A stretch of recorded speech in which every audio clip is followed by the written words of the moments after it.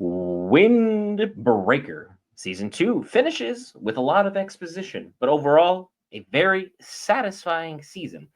And we get introduced to the overarching main villain of the entire series. All that and more after this.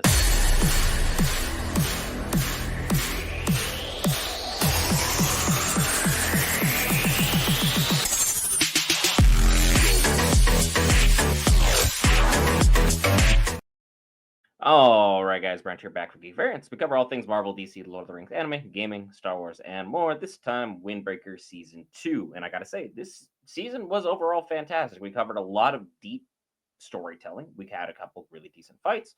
We had the introduction of not only Endo, but now we have the introduction of the main villain, Chica.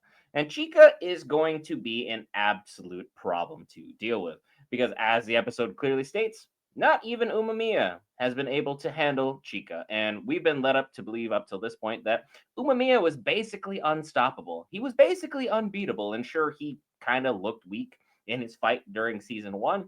But at the same time, we all have to collectively admit he was not going all out and he wasn't necessarily fighting for the win. He was more or less fighting just to try and pull the other team's leader directly out of the dark spot that he was in emotionally.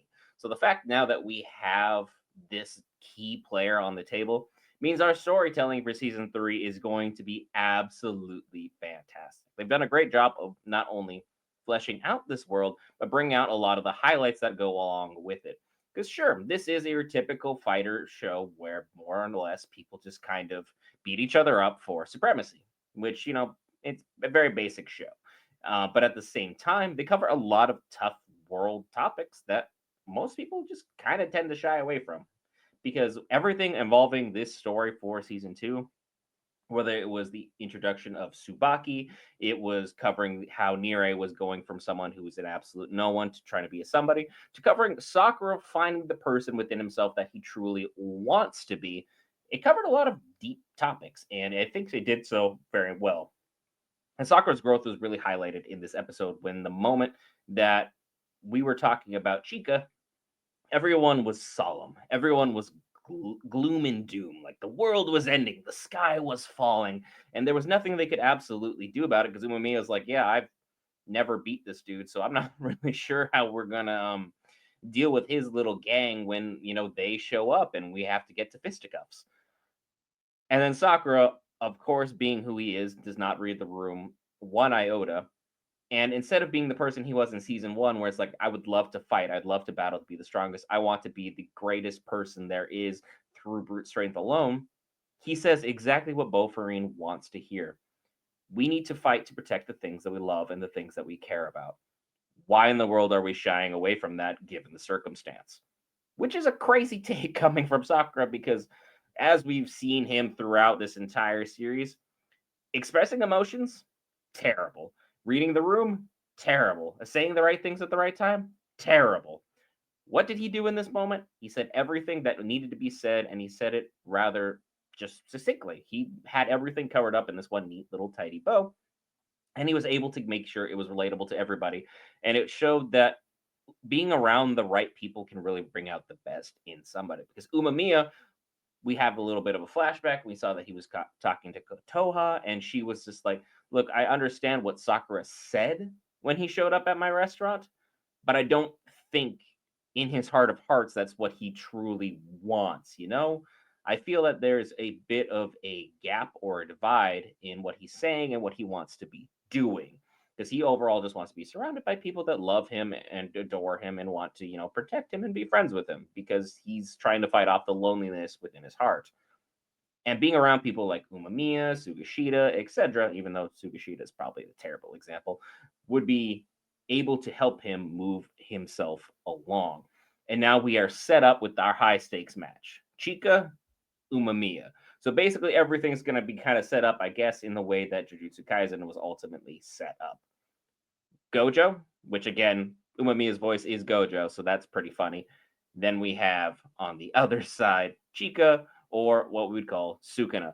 We're going to have our two battles, and if you know how the manga goes, hey, don't say so in the comments below for everything, involving JJK, because I know, but let's not let other people know. At the same time, we absolutely going to have this showdown, and I can't wait to see what that entails. I'm sure it'll be a couple seasons down the line because I'm sure there's other stuff we need to still figure out. We still have to figure out what the heck is going on with Suo. None of his backstory has been covered, and every time we alluded to it, it's very dark, it's very depressing, it's very morbid. But yet Suo is such a kind person, except for when he gets into a fight mode and someone breaks some kind of moral boundary with him, in which case then he gets a little bit crazy and things kind of go a little bit off kilter. So I want to see and explore what we have going on there. As well, we still need to kind of explore more of the Four Kings. We had two of them actually talk this episode from what I heard and what I understood.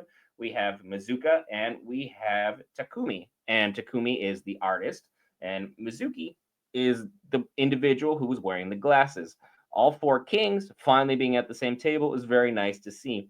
And we can kind of see that even though their past was dark, they're at least able to talk about it because Furine never used to be this place that it is now. Umamiya has really turned something that was dark, twisted, and just about overarching higher and power and brute force and numbers, basically everything they've overcome the past two seasons of the show into this place where we're trying to believe in personal growth, personal development, and sure, sometimes we have to settle personal growth via fighting because sometimes conflict is necessary for growth.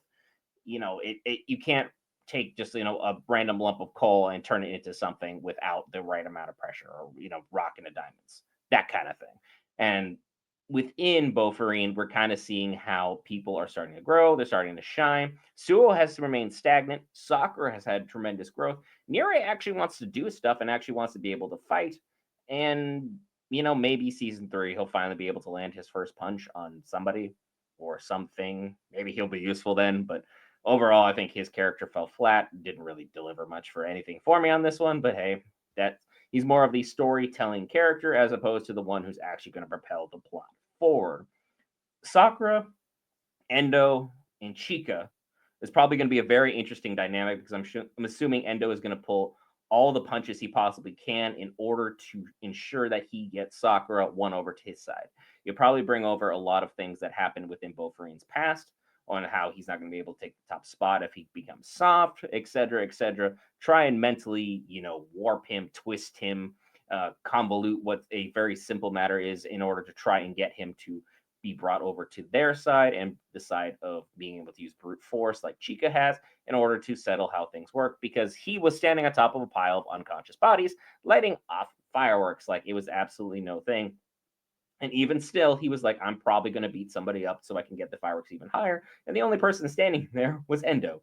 And that's his number two. So I'm assuming that's pretty much shows their relationship. I think Endo is more of taking the abuse, and the one giving it out will more or less be Chica, who's probably, I'm just going to hazard a guess, morally non existent. I think he's basically, I do what I want. I can do what I want because no one can stop me doing exactly what I want to do. Overall, season 2 was fantastic. I really liked what we had going on here. It was a nice jump up from what season 1 was. Sure, there was less action, but we really needed to add some more depth to the story in which we had overall. And as always, be sure to hit that lovely subscribe button. It's free, greatly helps us out, as well as it's free and helps us suggest videos like this out to you where we cover all things Marvel, DC, Lord of the Rings, anime, gaming, Star Wars, and more. Next time you'll be seeing me is for Lord of Mysteries next week or Ironheart. I'll see you in the next episode.